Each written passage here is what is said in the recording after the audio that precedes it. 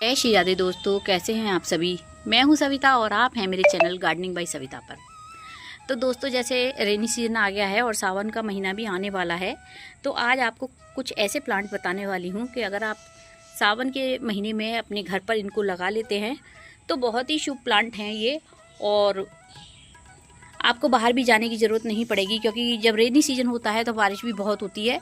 और बारिश के मौसम में अगर आप ये प्लांट अपने घर पे लगा लेंगे तो अभी से ही इनकी ग्रोथ भी अच्छी हो जाएगी। और जब रेनी सीजन सावन का महीना आएगा पूरी तरह से, तो आपको बाहर जाने की ज़रूरत नहीं पड़ेगी और ये शुभ परिणाम देने वाले भी होते हैं। तो दोस्तों, सावन का महीना जो होता है वो शिव जी को समर्पित होता है। तो आपको ऐसे ही प्लांट बताने वाली हूँ जो सावन के महीने में बहुत शुभ माने जाते हैं अगर आप इनको अपने घर में लगाते हैं। तो उसमें सबसे पहला आता है ये पौधा फ्रेंड्स, ये है देखिए मेहंदी का पौधा।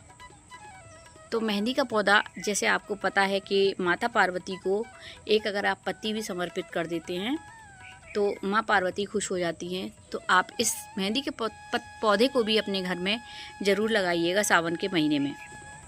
दूसरे नंबर पे आता है फ्रेंड्स ये बेलपत्री का पौधा। बेलपत्र का पौधा जैसे कि भगवान भोलेनाथ को हर महीने पूरे महीने ही इसको समर्पित किया जाता है। और सावन के महीने में विशेष इसका महत्व होता है फ्रेंड्स कि एक बेलपत्र अगर भगवान को, शिव को ज़रूर चढ़ाना चाहिए हर रोज़। और नहीं चढ़ा पाएँ तो सावन के सोमवार में इसका विशेष महत्व होता है। तो बेलपत्र का भी प्लांट आप अपने घर में लाकर इस सीज़न में लगाइएगा। और बहुत ही आसानी से इजी टू केयर प्लांट होता है जो आपके गार्डन में हरियाली भी भरता है और आपके वातावरण को भी शुद्ध करता है और आपके काम भी आएगा पूजा के। तीसरा पौधा होता है दोस्तों ये तुलसी का पौधा, जिसको हम वृंदा बोलते हैं। तुलसी का पौधा तो हर घर में होना ही होना चाहिए। और ये सीज़न बहुत ही अच्छा बेस्ट होता है, क्योंकि इस महीने में ये जो है तुलसी बहुत ही अच्छी ग्रोथ करती है। और इजी टू केयर, आसानी से उगने वाली ये तुलसी का पौधा आप अपने घर में ज़रूर लगाइएगा। अगर आपने लगाया होगा तो आप देख पाए होंगे कि उसमें ही नीचे नीचे छोटे छोटे इस तरह से पौधे निकल आते हैं। और उन्हीं को मैंने ये अलग करके, ये देखिए कितने सारे, काफ़ी सारे इसके तुलसी के पौधे बना लिए हैं। तो एक पौधे से ही अनेक पौधे बन जाते हैं फ्रेंड्स। तुलसी भी 3 तरह की तुलसी मेरे पास इस वक्त मौजूद है, रामा तुलसी, श्यामा तुलसी और एक है मेरे पास बिमला तुलसी। ये है फ्रेंड्स रामा तुलसी। और श्यामा तुलसी कुछ इस तरह की काले रंग की होती है। और ये है फ्रेंड्स बिमला तुलसी। इसकी पत्तियां कुछ ऐसे होती हैं जैसे कोई मिर्च की पत्तियों से मिलती जुलती होती हैं, पर उसमें भी बिल्कुल इसी तरह से देखिए फूल बनता है और इसी में इसके बीज होते हैं। सूखे हुए बीजों को आप इसमें भी तोड़ कर डाल दें तो अनेक पौधे इससे भी जर्मिनेट हो जाते हैं। इस तरह से इन तीनों तुलसियों को आप इस समय अपने घर में लगा सकते हैं। उसके बाद फ्रेंड्स ये आ जाता है शमी का पौधा। इस वक्त शाम हो रही है और शाम को ये शमी की पत्तियाँ कुछ इस तरह से बंद हो जाती हैं।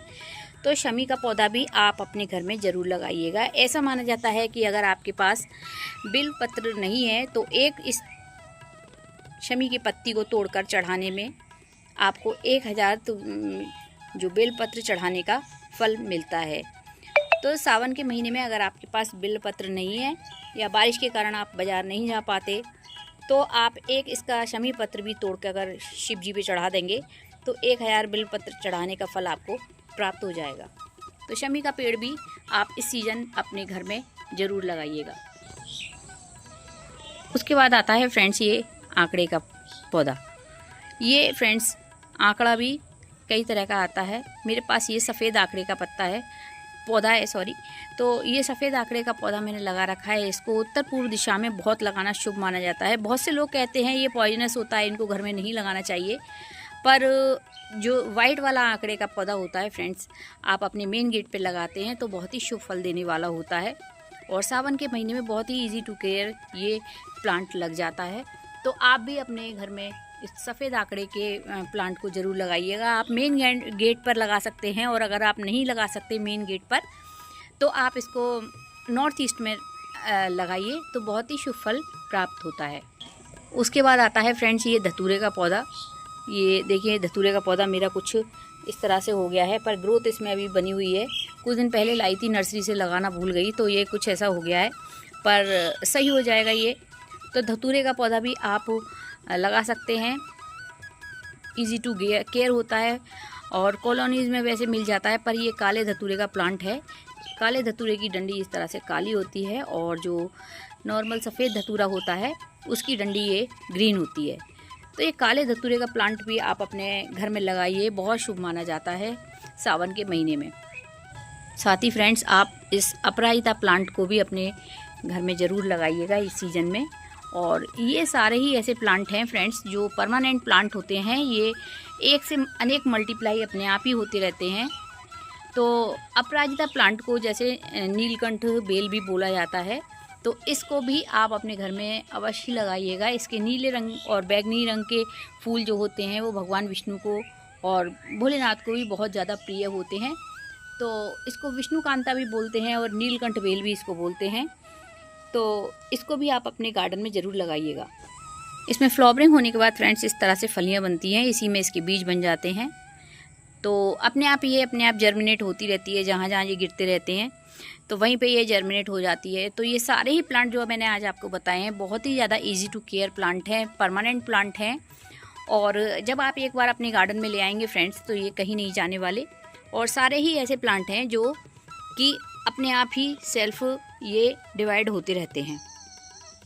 तुलसी की मंजरी भी जहाँ गिर जाती है वहीं पे बहुत सारी तुलसी के पौधे हो जाते हैं। और आंकड़े में जो फल आता है फ्रेंड्स वो भी जब गिर जाता है, फल जब फट के गिर जाता है तो वो भी अपने आप सेल्फ डिवाइड हो जाता है। तो ये प्लांट कुछ मैंने आपको बताए हैं फ्रेंड्स। आई होप आपको पसंद आए होंगी मेरी दी हुई जानकारी। अच्छी लगे तो चैनल को सब्सक्राइब कीजिएगा और बेल आइकन को भी हिट कर लीजिएगा, जिससे आने वाले सारे नोटिफिकेशन मेरे आप तक पहुंच सकें और आप मेरी वीडियो को सबसे पहले देख सकें। और इस सावन अपने इन प्लांट्स को लगाकर अपने घर में खुशहाली लाएं और हरियाली बढ़ाएं और ये सारे प्लांट आपके पूजा के भी काम आएंगे। जय श्री राधे दोस्तों।